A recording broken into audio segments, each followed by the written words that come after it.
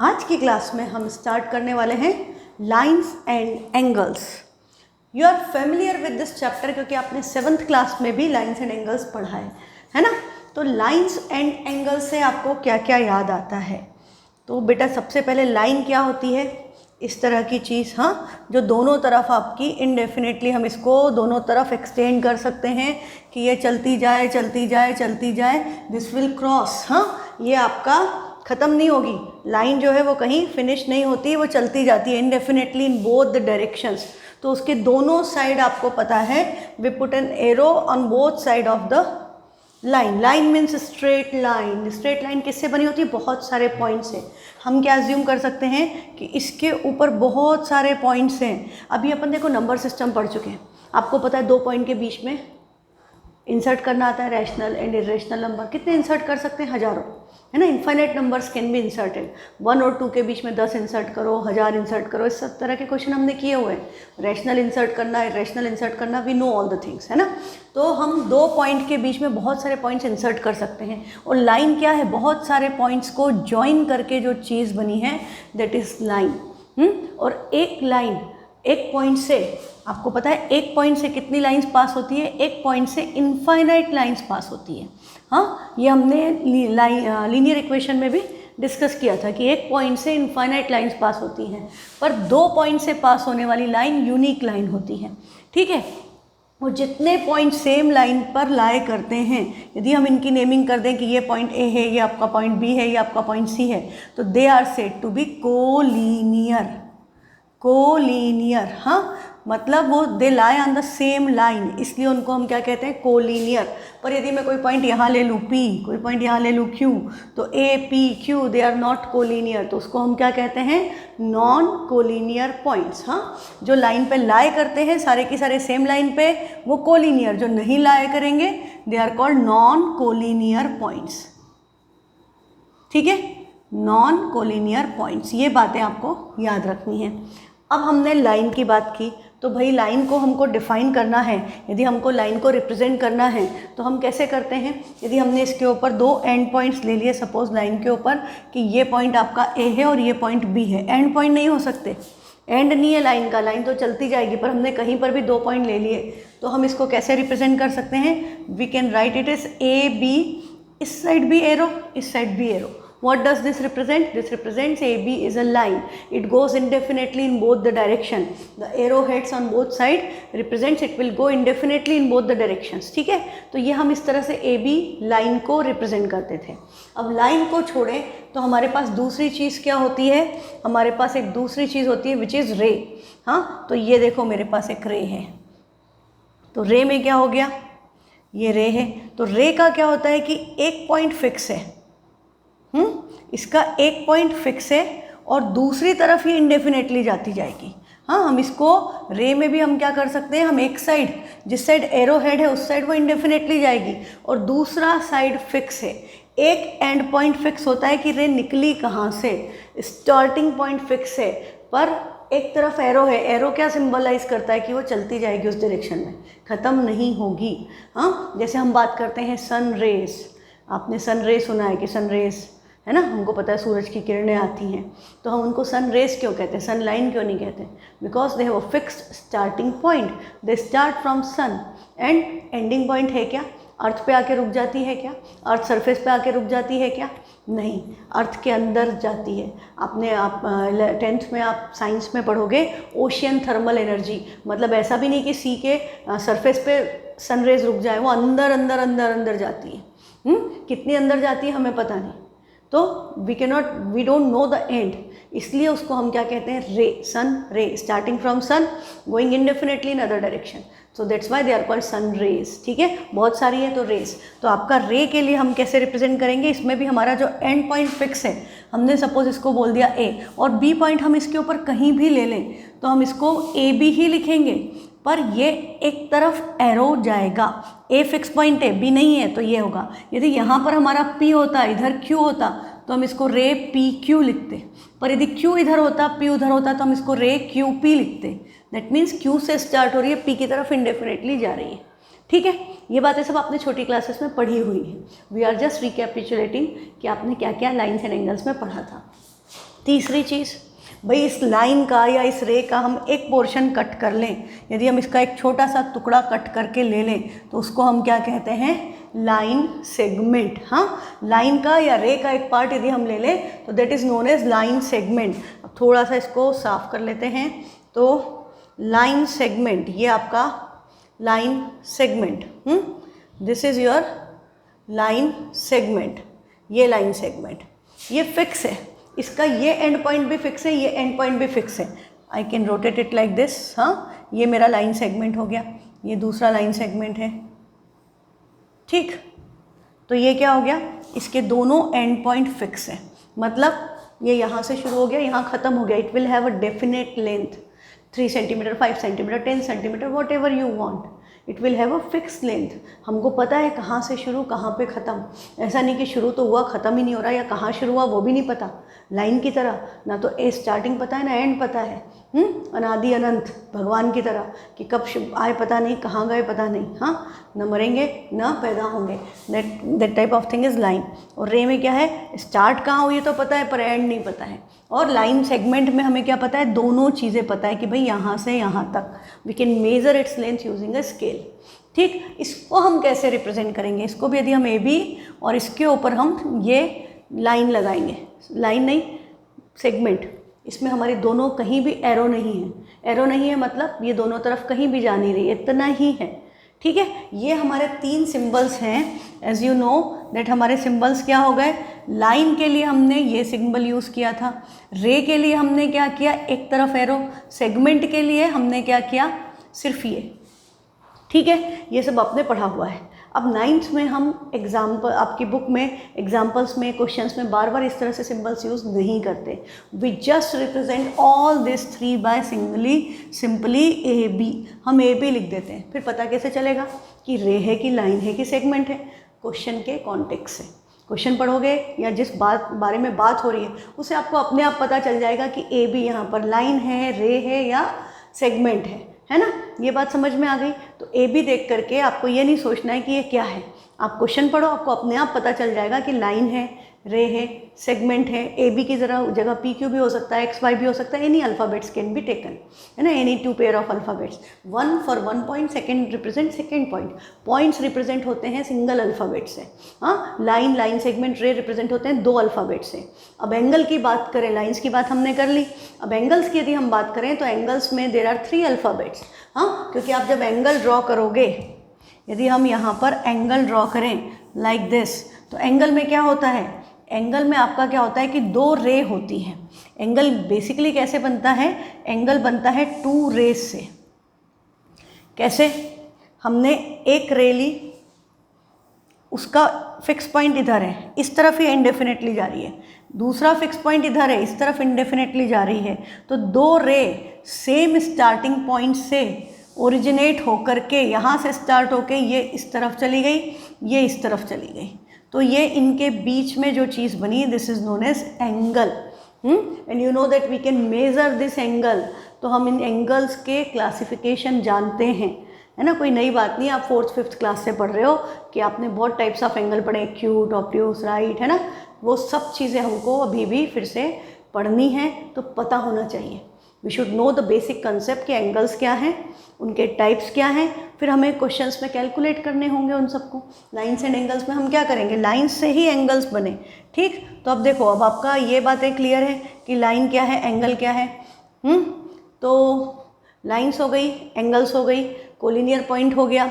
अब हमारा, हम एंगल्स की बात करें, टाइप्स ऑफ एंगल्स, तो मेरे पास बड़ा अच्छा फीचर है इस बोर्ड के कारण। I have a very good feature, जो यहाँ पर मेरे पास एंगल्स बनाने का सिस्टम है, और उसमें एंगल की वैल्यू वो अपने आप बता देगा, ठीक है। तो यदि मैंने जैसे ये एंगल बनाया, यहाँ लिखा आ गया 47 डिग्री, ये एंगल कितने का है, 47 डिग्री, ठीक है। तो 47 डिग्री का एंगल को हम क्या कहते हैं, आपको एंगल्स का क्लासिफिकेशन याद होगा। हाँ, अच्छा चलो हम पहले 3 टाइप के एंगल बनाते हैं। ये 47 डिग्री का है, and I will try to make an angle of, ये 94 डिग्री हो गया। मैं क्या बनाना चाह रही थी, 90 डिग्री, दिस इज़ परफेक्ट 90, ठीक है। तो ये मैंने 3 टाइप्स ऑफ एंगल्स ड्रॉ कर दिए एक्चुअली। हाँ, मैंने आपके लिए, इसको हम थोड़ा सा ऐसे कर दें,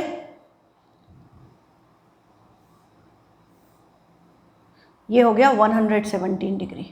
ठीक है, तो ये एंगल है 47 डिग्री का, ये एंगल है 90 डिग्री का, ये है 117 का, ये है 94 डिग्री का। अच्छा, और भी एंगल हो सकते हैं, बिल्कुल हो सकता है।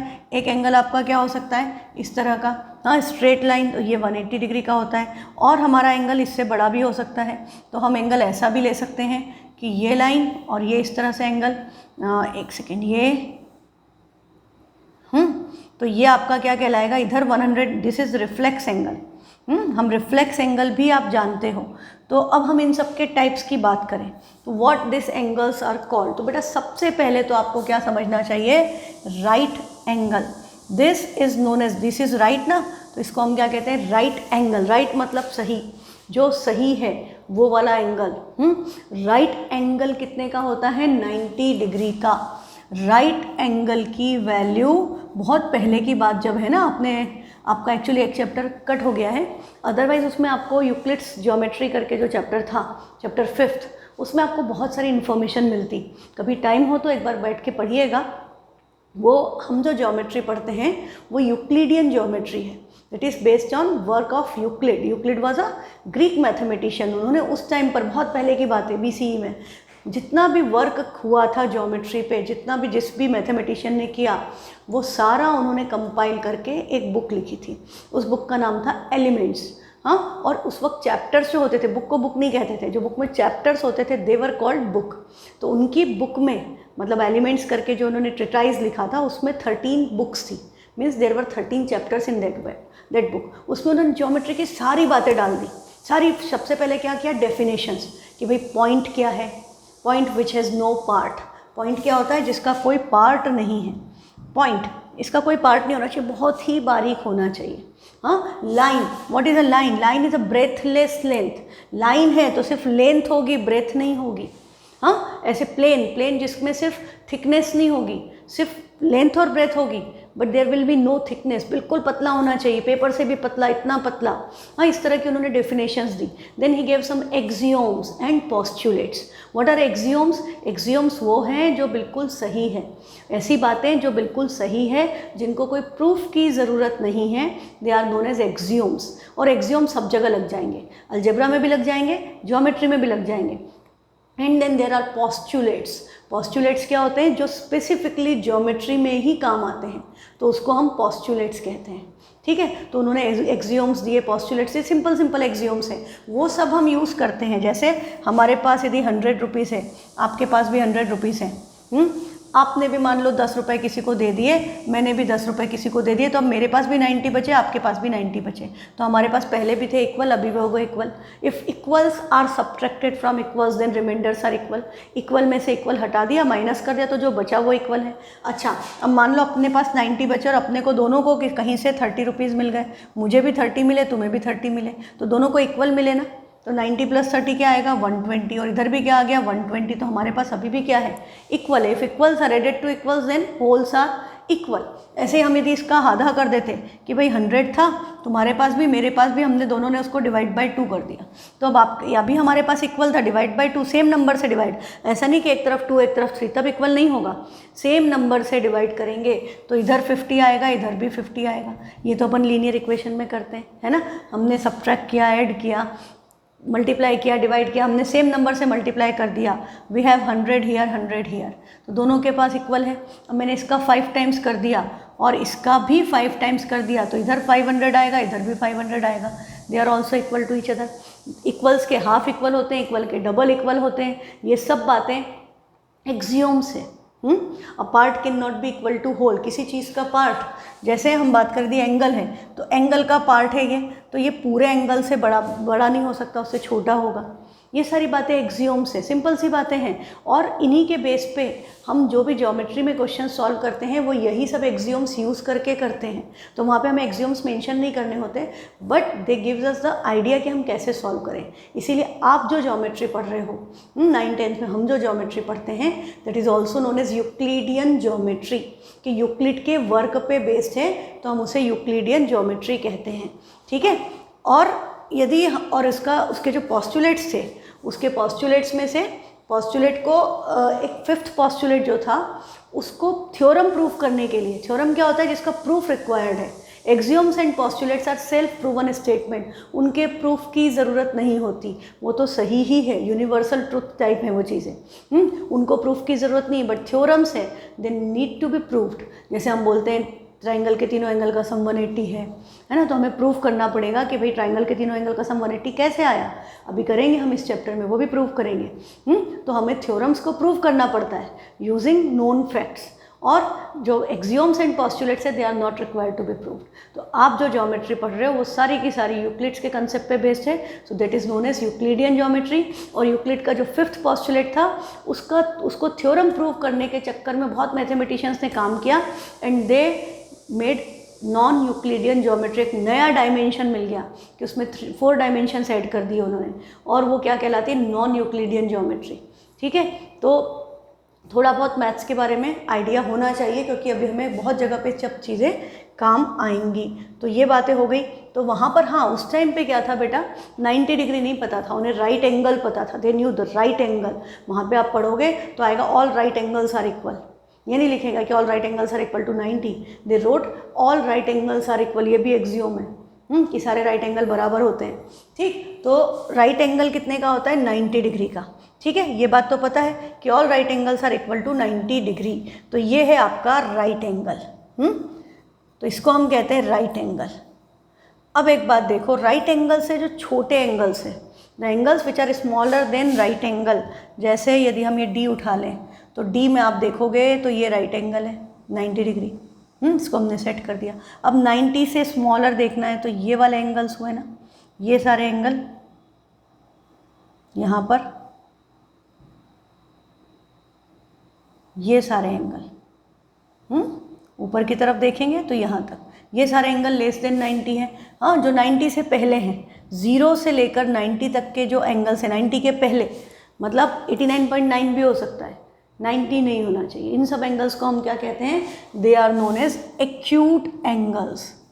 हाँ, एक्यूट में क्यूट वर्ड छुपा है, और ये सारे एंगल छोटे हैं 90 डिग्री से। तो कैसे याद रख सकते हो, कई बार बच्चे कंफ्यूज होते हैं, एक्यूट एंगल कौन सा, जो छोटे बच्चे होते हैं वो क्यूट होते हैं और छोटे एंगल एक्यूट होते हैं, याद रहेगा, छोटे बच्चे क्यूट होते हैं, है ना, सबको लगते हैं क्यूट, और छोटे एंगल एक्यूट होते हैं। ठीक है, अब हम बात करें कि भाई हमने बात कर ली एक्यूट एंगल 47 डिग्री, 90 से छोटे, 0 से बड़े, 90 से छोटे, बिटवीन 0 एंड 90 जो एंगल है they are acute angle. 90 degree को हमने राइट एंगल बोल दिया। तो क्या होगा यदि एंगल 90 से बड़ा होगा, जैसे ये है 94 डिग्री, ये है 117 डिग्री, इनको क्या कहेंगे, तो बड़े लोग जो होते हैं थोड़े ऑब्वियस हो जाते हैं ना, तो बड़े एंगल्स को greater than 90, angle greater than 90, एक second, okay,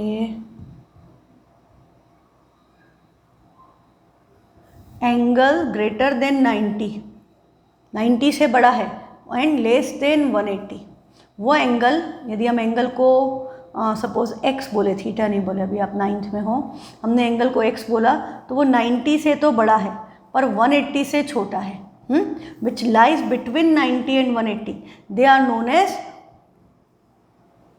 obtuse angle. Obtuse angles, obtuse angle, बड़े एंगल, 90 से बड़े, ऑब्ट्यूस एंगल्स।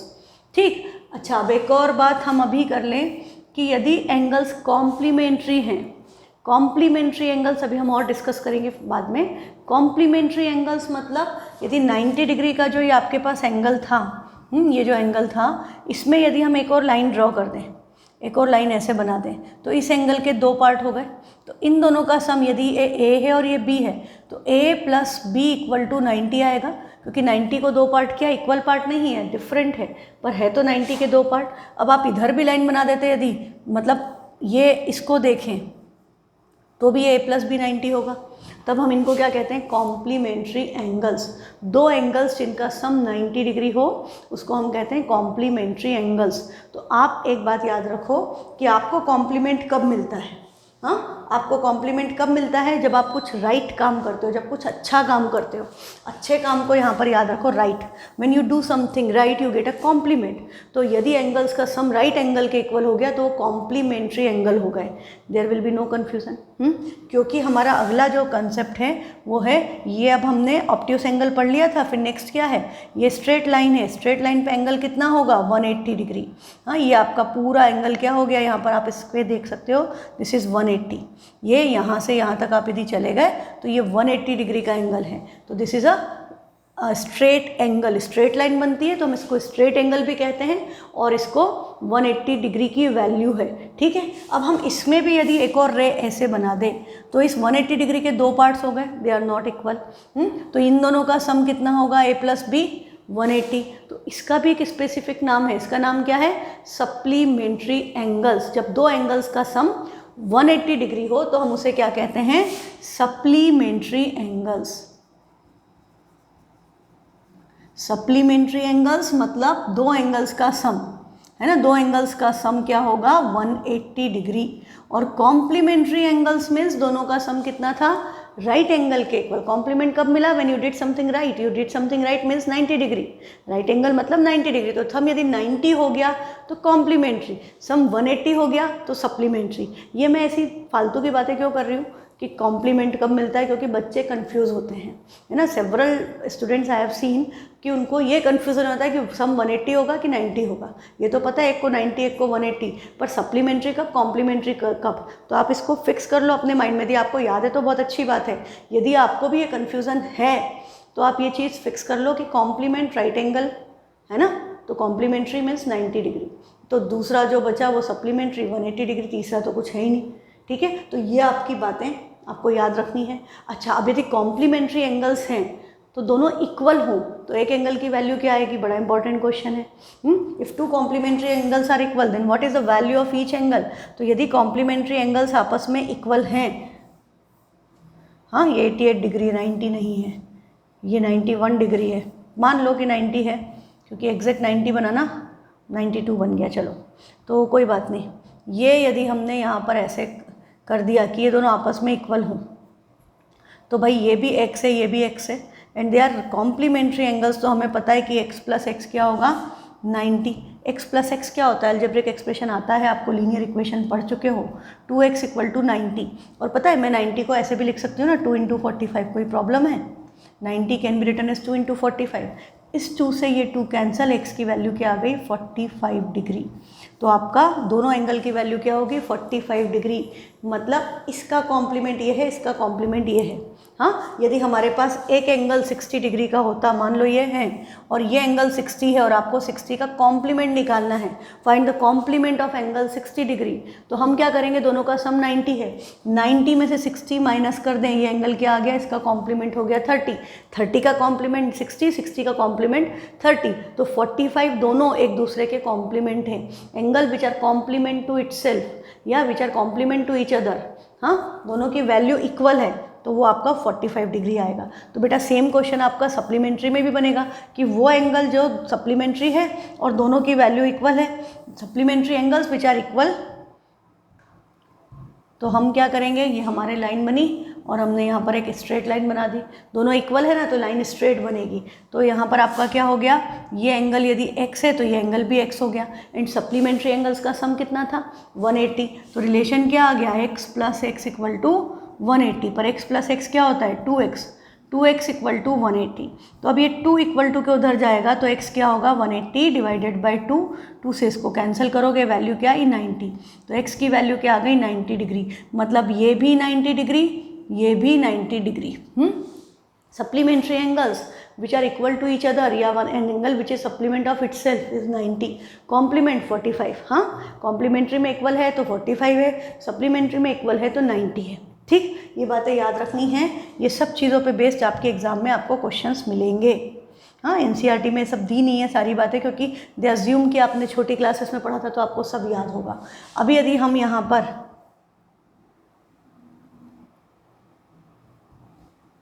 इस तरह से एक एंगल बना देते हैं तो ये एंगल मान लो 60 है, तो ये एंगल कितना आएगा? 180 माइनस 60 दैट इज़ 120। हाँ, ऐसे हम वैल्यू चेंज कर सकते हैं। यदि हमने यहाँ पर एंगल बना दिया 50 डिग्री का, तो ये कितना हो जाएगा, this will B 180 minus 50 means 130 हो जाएगा। तो आपको पता है कि कॉम्प्लीमेंट्री कैसे निकालना है, सप्लीमेंट्री एंगल कैसे निकालना है ना, ये सब बेसिक्स पता है। तो अच्छी बात है। अब हम आगे चलते हैं। नहीं पता था तो अब बातें याद रख लेना। अभी तक हमने क्या क्या बात की, हमने बात की acute angle which are less than 90 degree. फिर हमने बात की राइट एंगल। एक्चुअली हमने तो सबसे पहले राइट एंगल की बात की, क्योंकि हमारा बाकी का सारा रेफरेंस 90 से चलता है। तो राइट एंगल 90 डिग्री है, एक्यूट एंगल लेस देन 90 है। Then we talked about obtuse angle is greater than 90 and less than 180। हाँ, हम इसको ऐसे लिख सकते हैं, दिस इज ग्रेटर देन 90 से बड़ा और 180 से छोटा। ये आपका ऑब्ट्यूस एंगल है। हाँ, फिर उसके बाद हमारा ये 1 टाइप, सेकेंड, थर्ड, फोर्थ क्या था, straight angle. Fourth was straight angle. Straight angle क्या होता है, दैट इज इक्वल टू 180, ना 180 से कम ना 180 से ज़्यादा, equal to 180 is known as straight angle. और यहाँ पर हमने बात की सप्लीमेंट्री एंगल्स की। ये सब बातें आपको याद रखनी है, आप अपनी कॉपी में नोट कर लें, क्योंकि ये सब अधिकतर चीज़ें आपको बुक्स में नहीं मिलेंगी। राइट एंगल में हमने किसकी बात की, कॉम्प्लीमेंट्री एंगल्स, है ना, मतलब दो, यदि x प्लस वाई 90 है तो एंगल्स कॉम्प्लीमेंट्री है, x प्लस वाई 180 है तो एंगल्स सप्लीमेंट्री है। ये सब बात समझ में आ गई। अब आपके बाद भाई स्ट्रेट एंगल से ऊपर भी कुछ होता है क्या, हाँ भाई क्यों नहीं होगा। यदि हम ऐसे जा रहे हैं और हम, ये स्ट्रेट लाइन है, अब मैं यदि इधर चले जाऊँ, ये ऐसे सीधे जाती तो 180, अब क्या हुआ, ये पूरा angle it is more than 180।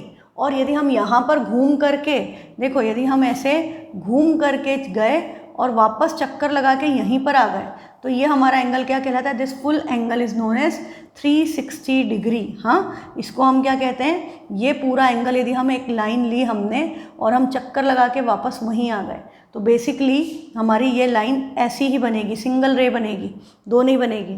तो this will be known as complete angle. इसको हम कहते हैं कंप्लीट एंगल, मतलब हम पूरा एक चक्कर लगा के दुनिया का आ गए, तो ये एंगल कितना हुआ, 360 डिग्री। एक होता है आपका कंप्लीट एंगल विच इज़ 360। पर यदि हमने ऐसे ही लाइन ली और हम बीच में रुक गए, 180 से तो आगे गए, स्ट्रेट एंगल से आगे गए, पर 360 पे नहीं गए। आप ऐसा भी कर सकते थे कि आपने यहाँ पर लिया और यहाँ तक आ गए, ये यहाँ से टर्न होके यहाँ तक आ गए, तो एंगल इधर बना है, ये एंगल नहीं है। हाँ, एंगल आपका ये वाला नहीं है, this is not the angle ये बन रहा है, ये आर्म यहाँ से रोटेट होकर के यहाँ आई है। हाँ, ये यहाँ से चल कर के पूरा राउंड लगा के यहाँ आई है, ये इधर से इधर नहीं आई है, यहाँ से इधर नहीं गई है, ये यूँ टर्न करके आई है। तो ये जो एंगल है इसको हम क्या कहते हैं, this is a specific name which is reflex angle. जो 180 से बड़ा होता है, रिफ्लेक्स एंगल क्या होगा, greater than 180 and less then 360। 180 से 360 के बीच में जो एंगल लाए करता है उसको हम रिफ्लेक्स एंगल कहते हैं। इसके बारे में पढ़ा आपने पहले भी होगा, और 9th में आपको बहुत सारे क्वेश्चंस में रिफ्लेक्स एंगल ही कैलकुलेट करना होगा। ठीक है, तो reflex angle is less than 360, और 360 वाले एंगल को हम क्या कहते हैं, कंप्लीट एंगल। अब पूरा चक्कर लग गया एक पॉइंट के आसपास, अब कहीं नहीं जाना है, टाइप्स ऑफ एंगल्स फिनिश हो गए। तो वो हमारे कितने हो गए थे, 4 स्ट्रेट एंगल तक 4। फिर हमारा क्या आया, 5th is reflex angle and 6th type is complete angle. तो इन्हीं सब की हम बात करेंगे। अच्छा, अब देखो, यदि आपको रिफ्लेक्स एंगल कैलकुलेट करना है तो आप क्या करोगे, मुझे यदि यहाँ से यहाँ तक का एंगल निकालना है, मुझे ये पता है कि ये 30 डिग्री है, हम इसको मेज़र कर सकते हैं, दिस इज़ 30। तो कंप्लीट एंगल कितने का है, 360। तो 360 में से बस इतना ही रोटेशन तो बचा है 30 डिग्री का, तो हम इसका रिफ्लेक्स एंगल निकालना है। यदि हम इस पॉइंट को AOB बोले तो एंगल AOB की वैल्यू 30 है, और हम क्या निकालना चाहते हैं, हम निकालना चाहते हैं reflex angle AOB, reflex angle AOB। तो इसकी वैल्यू क्या होगी, इसकी वैल्यू होगी 360 माइनस एंगल AOB। जिस एंगल का रिफ्लेक्स एंगल निकालना है उस एंगल को ही 360 में से सब्ट्रैक्ट कर दीजिए। तो आंसर क्या आ गया, 360 माइनस 30 दैट इज़ 330 डिग्री। तो आंसर आपका 330 डिग्री आ गया। तो आपको कभी भी रिफ्लेक्स एंगल पूछा हो कि भाई ये लाइन है और ये रिफ्लेक्स एंगल है, तो आपको इसकी वैल्यू निकालना है। तो आप इसकी वैल्यू देखो क्या है, यदि ये 20 है तो ये 360 माइनस 20 क्या हो गया, 340। वैल्यू क्या होगी, 180 से ज़्यादा, 360 से कम। ठीक है, तो ये आपके सारे टाइप्स ऑफ एंगल्स कवर हो गए। अच्छा, अब एंगल्स में बड़ी स्पेसिफिक प्रॉपर्टीज़ आपकी आ जाती है। ये देखो, ये एक्यूट एंगल की वैल्यू x ले ली, 0 से 90 के बीच में, right angle 90, obtuse angle 90 to 180, this is a straight angle, this is a reflex angle. 180 से 360 के बीच में कंप्लीट एंगल इन्होंने दिया नहीं। Obtuse angle we have discussed. अच्छा, अब हमारा एडजेसेंट एंगल्स। एडजेसेंट एंगल्स क्या होता है? अच्छा, एक बात और, ये जो हमने क्या बात की थी, एंगल कैसे बना, दो रे से, तो ये क्या कहलाती हैं, इसको यदि हम ओ ए बी बोल दें तो इस एंगल का नाम क्या होगा? इस एंगल को हम एंगल ए ओ बी बोल सकते हैं, एंगल बी ओ ए बोल सकते हैं, या एंगल ओ बोल सकते हैं। ओ क्या है? कॉमन वर्टेक्स, जिस पॉइंट से दोनों रेज निकली, एक रे निकल के इधर चली गई, एक रे इधर चली गई, तो कॉमन वर्टेक्स जिस पे दोनों रेज ज्वाइन करती है उसको हम क्या कहते हैं? Vertex, that is known as vertex of the angle. और ये दोनों जो है ओ ए और ओ बी, इनको हम क्या कहेंगे? जो रेज है उसका नाम क्या होता है? They are known as arms of angle. वो एंगल की आर्म्स कहलाती हैं, हाथ हैं। वो एंगल के हाथ है कि ये निकल के यूँ चले गए। ठीक है, तो भाई ये बात समझ में आई। तो एंगल कहाँ बनता है? एंगल बनता है वर्टेक्स पे। तो इस एंगल को हम ए ओ बी बोले, बी ओ ए बोले, या एंगल ओ बोले, सबका मतलब एक ही है। ठीक है, पर हम इसको एंगल ओ ए बी नहीं बोल सकते, क्योंकि ओ ए बी तो ओपन एंगल ही नहीं है। ओ ए बी यदि बोलते तो ये वाला एंगल होता, ये एंगल होता, एंगल ए वर्टेक्स पे बनता। ठीक है, तो ये अपना बेसिक्स याद रखें। अब हम क्या कर सकते हैं? अब हमारे पास है दूसरा, एंगल्स के बीच में कुछ और रिलेशंस भी होते हैं, adjacent angles. What are adjacent angles? Adjacent angles, यदि हमारे पास कोई भी एंगल है, इस तरह से 3 एंगल बन रहे हैं, हम नेमिंग कर दें ए बी सी डी। तो यहाँ पर आप देखो सबसे पहले कि एंगल बने कितने। एक एंगल का नाम आप क्या लिख सकते हो? Angle A B C. दूसरा एंगल क्या लिख सकते हो? Angle A B D. और तीसरा एंगल दिख रहा है, डी बी सी या सी बी डी, नाम कुछ भी लिख सकते हो, angle D B C. You are getting 3 angles here. एक ये वाला है, एक ये वाला है, और एक ये पूरा एंगल है। एक एंगल फुल, एक एंगल इतना 1, और ये एक एंगल आपका इतना 1 2 and this is 3। There are 3 angles in this figure. तो एडजेसेंट एंगल क्या होंगे? जो आसपास बने हैं, वे शेयर अ कॉमन आर्म, जिनका वर्टेक्स पॉइंट सेम है और उनकी एक आर्म कॉमन है। पर कॉमन आर्म कौन सी होना चाहिए? एडजेसेंट एंगल के लिए मस्ट क्या है कि जो बाकी की आर्म्स है वो कॉमन आर्म के आजू बाजू होनी चाहिए। मतलब हम इसमें आप ध्यान से देखो कि कॉमन आर्म कौन सी है। यदि हम एंगल ए बी सी ले रहे हैं, this one A B C, और इसके साथ में यदि एंगल ए बी डी लूँ, तो एंगल ए बी डी ये है और ए बी सी ये है, तो कॉमन आर्म कौन सी हुई? इसमें कॉमन आर्म है ए बी। तो दूसरी आर्म कौन सी है? बी डी और ए बी सी दोनों सेम साइड पे है, तो ये एडजेसेंट एंगल नहीं है। कॉमन आर्म के दोनों साइड पे, एक इधर होना चाहिए आर्म बाकी के एंगल्स की, सेम साइड पे है, तो वो एडजेसेंट एंगल्स नहीं कहलाएंगे।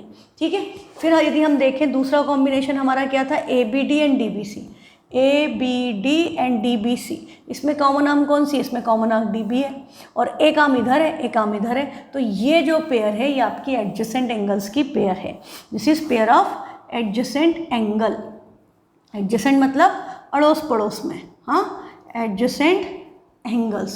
तो उनकी एक दीवार कॉमन होगी, पर एक का घर इधर होना चाहिए, एक का घर उधर होना चाहिए, है ना। आपके पड़ोसी के साथ आपकी एक वॉल कॉमन है, तो वो आपका पड़ोसी है, एडजेसेंट टू योर होम। पर एक इधर एक उधर, दोनों सेम साइड पे होगी तो वो पड़ोसी नहीं है। उसको मतलब यहाँ पर इस पर्टिकुलर केस में आपको वो एडजेसेंट एंगल नहीं है। ठीक है, याद रहेगा, जैसे भी याद रखना है आप याद रखो, बट ये चीज़ याद रखो। अच्छा, हमने इसमें तीसरा केस डिस्कस नहीं किया। ए बी सी और डी बी सी लेते, तो ये आपका ए बी सी है, और डी बी सी क्या है? डी बी सी ये वाला है। अब इसमें कॉमन आर्म कौन सी है? कॉमन आर्म बी सी है, और ये दोनों आर्म इसके सेम साइड पे है तो they are not adjacent angle. ठीक है, अब एक बड़ी इंटरेस्टिंग प्रॉपर्टी इस एडजेसेंट एंगल की आती है कि क्या होगा यदि आपका एंगल 180 डिग्री का है। यदि एक स्ट्रेट एंगल है और उसमें आपने एक रे डाल दी, स्ट्रेट एंगल पे यदि आपकी एक रे आ गई तो एक एंगल इधर बना, एक एंगल इधर बना, तो ये एडजेसेंट एंगल तो है क्योंकि कॉमन आर्म बीच में है। इसको यदि हम सी डी बोल दें तो एंगल क्या हो गए, angle A D C and angle B D C. Common arm is D C और ए डी और डी बी इसके अपोजिट साइड पे हैं, दोनों साइड है, तो ये एडजेसेंट एंगल है। पर इन दोनों एडजेसेंट एंगल का सम कितना है, ये किस पे बना है 180 डिग्री पे। हाँ, तो इनका सम कितना होगा, यदि मैं इसको x और इसको y बोल दूँ तो कंडीशन क्या आ गई, x + y = 180। तो इसको ये लाइन बन रही है, ये एडजेसेंट एंगल लाइन बना रहे हैं और लाइन पे स्ट्रेट लाइन पे एंगल्स का सम 180 होता है। तो इस पर्टिकुलर केस को हम क्या कहते हैं, linear pair. Pair because there are two angles, linear because it is making a line. Line word से लीनियर बन गया। तो लाइन से linear pair, pair because there are two angles. अच्छा, यदि इसी में बेटा आपने उठा करके एक और एंगल डाल दिया कि भाई एक एंगल ये है, एक एंगल ये है, एक एंगल ये है, तब ये लीनियर पेयर नहीं है। स्ट्रेट लाइन पे यदि 3 एंगल बन रहे हैं तो हम क्या बोलेंगे, sum of angles on a straight line, we will not call it a linear pair. तब हम उसको लीनियर पेयर नहीं कहेंगे, हम उसको sum of angles on a straight line कहेंगे। पेयर 2 की होती है, 3 में पेयर नहीं होती। ये बात बिल्कुल अच्छे से याद रखना, क्योंकि ज्योमेट्री में the most important thing, questions बड़े इजी होते हैं, कंसेप्ट बहुत इजी होता है, but you are required to write proper statements. Geometry जैसे ही शुरू हो गई स्टेटमेंट लिखना है, हर चीज़ का रीज़न। आप कोई भी बात लिख रहे हो तो आपको उसका रीज़न लिखना है। और यदि आपने 2 एंगल का सम 180 लिख दिया और रीज़न लिख दिया लीनियर पेयर तो ठीक है, पर 3 एंगल का सम 180 लिख करके आपने लिख दिया लीनियर पेयर तो यू आर रॉन्ग, आपका रीज़न रॉन्ग हो गया, तो आपको मार्क्स नहीं मिलेंगे, आपका कंसेप्ट रॉन्ग हो गया। तो ये बात ध्यान रखें, कंसेप्चुअली करेक्ट होना बहुत इम्पॉर्टेंट है। ठीक, तो अब हमारा ये लीनियर पेयर वाला कंसेप्ट हमने डिस्कस कर लिया। अभी हम करेंगे क्वेश्चंस, आपको आ जाएगा सारा। एंड एक काम ज़रूर करना, एनसीईआरटी खोल करके उसमें जो भी बातें लिखी हैं उनको पूरे को पढ़ना। जो समझ में नहीं आए मुझे व्हाट्सएप करना, जो बात समझ में नहीं आए वो मुझे व्हाट्सएप करके या कॉल करके ज़रूर पूछना, क्योंकि बेटा वो बार बार पढ़ने की ज़रूरत नहीं है, बट एक बार डीपली उसको पढ़ना बहुत ज़रूरी है, क्योंकि उसमें सारी बातें बड़ी इंपॉर्टेंट लिखी हैं। जैसे लाइन्स एंड एंगल्स की ज़रूरत क्या है, हाँ, लाइन्स एंड एंगल्स का करते क्या है हम। तो यदि कोई आर्किटेक्ट है, उसको घर बनाना है, तो उसको घर का यदि नक्शा बनाना है तो लाइन्स और एंगल्स के बिना बना सकता है क्या? हाँ, अब लाइन्स बनाएगा तो लाइन्स कैसी बन सकती है, यदि आप लाइन बना रहे हो तो लाइन ऐसे हो सकती है कि एक लाइन ऐसी है दूसरी लाइन ऐसी है, means they are not intersecting each other. या हमारा क्या हो सकता है कि एक लाइन ऐसी है, they are intersecting with each other. Lines can be intersecting और लाइन्स कैन बी पैरेलल। 2 ही पॉसिबिलिटी है लाइंस में आपके पास, या तो लाइंस इंटरसेक्ट करेंगी, है ना, लाइंस इंटरसेक्टिंग होगी या पैरेलल होगी। हाँ, ये सब नाम आपने पढ़े हुए हैं, आपको इन सब वर्ड से आप फैमिलियर हो। Intersecting means they will intersect at a point, कोई ना कोई पॉइंट ऐसा होगा जो दोनों लाइंस में कॉमन है। और पैरेलल मतलब लाइन है, पैरेलल मतलब अब हम इसको कितना भी एक्सटेंड करते जाएं, हाँ, ये वाली जो आपकी लाइन है इसको आप कितना भी एक्सटेंड करते जाओ, ये मैं ऐसे करूँगी तो नहीं होगा, वो गड़बड़ हो जाएगी। यदि मैं इस लाइन को एक्सटेंड करते जाऊँ पर ये कभी भी मीट नहीं करेंगी, इनके बीच का डिस्टेंस हर पॉइंट पे सेम रहेगा। बेस्ट एग्जांपल आपके कोई भी रजिस्टर की lines, they are parallel to each other, they never meet each other. आपकी ट्रेन, रेलवे ट्रैक भी ऐसे होते हैं ना, कि इसके ऊपर इनके बीच का डिस्टेंस कम थोड़ी होता, नहीं तो ट्रेन कहाँ जाएगी।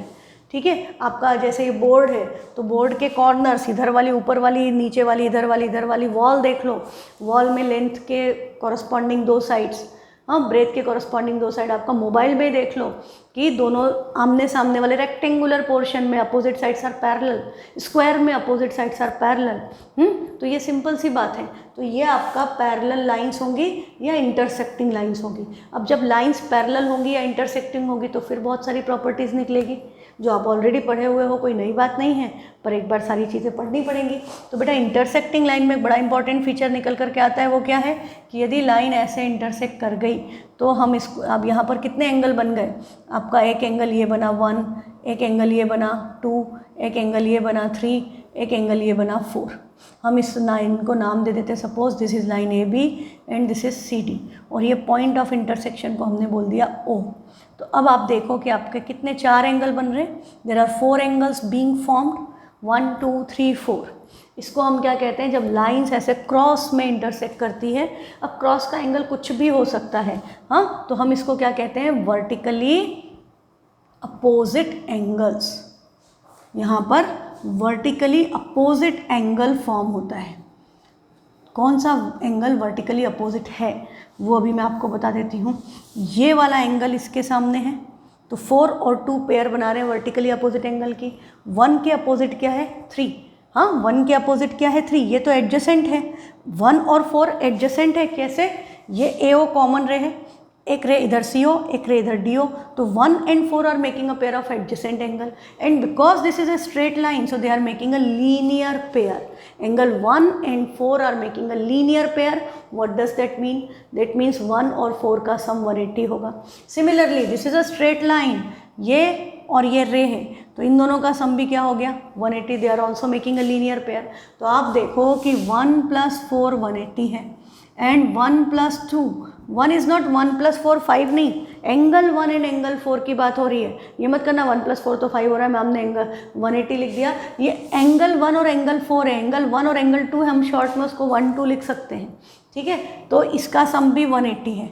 और अभी हमने बात की थी थोड़ी देर पहले यूक्लिड के एक्सियोम की, कि यूक्लिड ने क्या बोला था, भाई ये भी 180 के इक्वल है, ये भी 180 के इक्वल है। If 2 things are equal to same thing, ये भी इसके इक्वल है, ये भी इसके इक्वल है, तो दोनों आपस में क्या होना चाहिए, इक्वल होना चाहिए। तो हम क्या कर सकते हैं कि this implies angle 1 + angle 4 equal to angle 1 + angle 2, ऐसा लिख सकते हैं कि भाई यदि दो चीज़ें सेम चीज़ के इक्वल हैं तो दोनों आपस में इक्वल होंगी, ठीक है। ये आपका यूक्लिड के एक्सियोम से आया, पर आपको एक्सियोम लिखना नहीं है, पर आया कहाँ से ये समझ में आ गया। अब इधर भी एंगल 1+ हो रहा है, इधर भी एंगल 1+, तो ये आपस में कैंसिल कर देंगे, ये दोनों बराबर थे, दोनों में से सेम चीज़ हमने हटा दी, तो क्या बचा, एंगल 4 एंगल 2 के इक्वल है। तो एंगल 4 क्या है, ये एंगल 2 क्या है, ये दोनों एंगल आपस में इक्वल आ गए, वर्टिकली अपोजिट एंगल थे। तो क्या प्रूफ कर दिया आपने कि vertically opposite angles are equal. This is a theorem, we have proved it कि vertically opposite angles are equal. तो बेटा सेम वे में अब आपको पता है कि ये एंगल यदि मान लो 120 डिग्री है तो ये भी 120 होगा, ये भी 120 है, ये भी 120 है। तो थोड़ा सा इधर शिफ्ट कर लेते हैं, बहुत ज़्यादा हो गया है वहाँ पे भीड़ भड़क का, चलो पूरा ही साफ़ कर दिया मैंने। ये एंगल यदि 120 है तो ये भी 120 आया, ये वर्टिकली अपोजिट एंगल से इक्वल हो गए। पर हमने क्या बोला था कि ये भी तो वर्टिकली अपोजिट एंगल है, तो ये भी इक्वल आएंगे। कैसे आएंगे, ये स्ट्रेट लाइन है, इन दोनों का सम 180, लीनियर पेयर। तो ये 120, 180 में से 120 माइनस किया 60। अब आप ये वाली लाइन देखो या ये वाली लाइन देखो, इनका सम भी 180, या इधर से देखो इनका सम भी 180, तो 180 माइनस 120 इसकी वैल्यू भी क्या आ गई 60, तो ये भी इक्वल हैं। तो this makes vertically opposite angles are equal. ये बड़ा इंपॉर्टेंट आपका रिजल्ट है कि vertically opposite angles are equal. Linear pair supplementary, linear pair मतलब स्ट्रेट लाइन पे यदि एक रे बनी तो दोनों एंगल का सम 180 होता है। तो ये हमारे बड़े इंपॉर्टेंट रिजल्ट्स हमने निकाल लिए। फर्स्ट क्या है, vertically opposite angles are equal, vertically opposite angles are equal, ठीक है, फर्स्ट। सेकंड क्या है, लीनियर पेयर्स। लीनियर पेयर का मतलब क्या हो गया कि x और y है यदि, तो x + y = 180। तीसरी इंपॉर्टेंट बात क्या थी, तीसरी इंपॉर्टेंट बात है कि sum of all angles around a point. एक पॉइंट के आसपास यदि हम ऐसे घूम के चक्कर लगा के आए तो कंप्लीट एंगल हो गया। कंप्लीट एंगल कितने का था, 360 डिग्री का। तो हम इसको क्या बोलते हैं, sum of all angles around a point. Sum of all angles around a point, point can be written in short as PT dot या POINT लिखो, इज 360 डिग्री, ठीक है। Sum of all angles around a point is 360 degree. हाँ, ये 3 बातें आज आपने सीखी, और इसके अलावा तो बातें तो बहुत सारी सीखी, पर ये आपका अब देखो ये इंटरसेक्टिंग लाइन थी। What about non intersecting line? Non intersecting line में यदि हम एक परपेंडिकुलर ड्रॉप कर दें दोनों पे कॉमन, हमने ऐसे बना दिया स्ट्रेट लाइन, तो बेटा ये इस पे भी 90 डिग्री बनाएगा, ये इस पे भी 90 डिग्री बनाएगा। हाँ, तो इसका क्या मतलब है, ये इनका क्या हो गया, डिस्टेंस। हाँ, इन दोनों के बीच का डिस्टेंस। तो यही यदि मैं ऐसे ही यहाँ पर डालूँ तो ये डिस्टेंस जो है, यदि ये 3 सेंटीमीटर है और यहाँ भी एक परपेंडिकुलर डालूँ, एकदम स्ट्रेट इधर डालूँ, सब परपेंडिकुलर की लेंथ क्या आएगी, equal. All of them will be 3 centimetre, क्योंकि पैरेलल लाइन के बीच का डिस्टेंस हर पॉइंट पे इक्वल होता है। यदि पैरेलल लाइन का डिस्टेंस इक्वल नहीं होता तो वो पैरेलल लाइन होती ही नहीं। यदि इस तरह की लाइंस होती तो आपको पता है आप इसको एक्सटेंड करोगे तो ये इंटरसेक्ट कर जाएंगी। क्यों? क्योंकि इसमें क्या है, यहाँ पर डिस्टेंस ज़्यादा है, यहाँ डिस्टेंस कम होता जा रहा है, कम होता जा रहा है। तो जिस डायरेक्शन में डिस्टेंस कम होता जा रहा है वहाँ कहीं ना कहीं तो मीट कर जाएंगी। तो यदि डिस्टेंस कम नहीं हो रहा है, सेम डिस्टेंस चल रहा है दोनों के बीच का, तो they will never intersect each other, therefore they are parallel lines. ठीक है, पैरेलल लाइंस पे हम ट्रांसवर्सल डालते हैं। What is a transversal?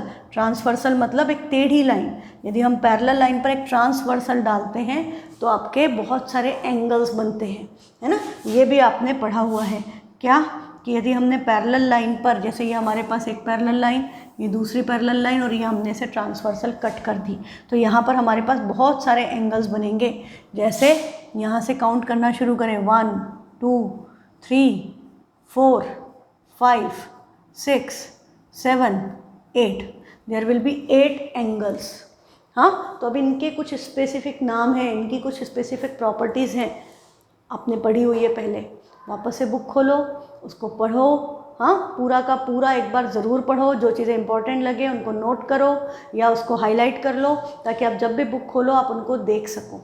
ठीक है, तो आज की क्लास के लिए इतना ही। आपके लिए होमवर्क है कि आप यहाँ पर पैरेलल लाइंस में क्या है वो देखें, समझें, और जो भी डाउट्स हैं मुझे भेजें। ठीक है, थैंक यू।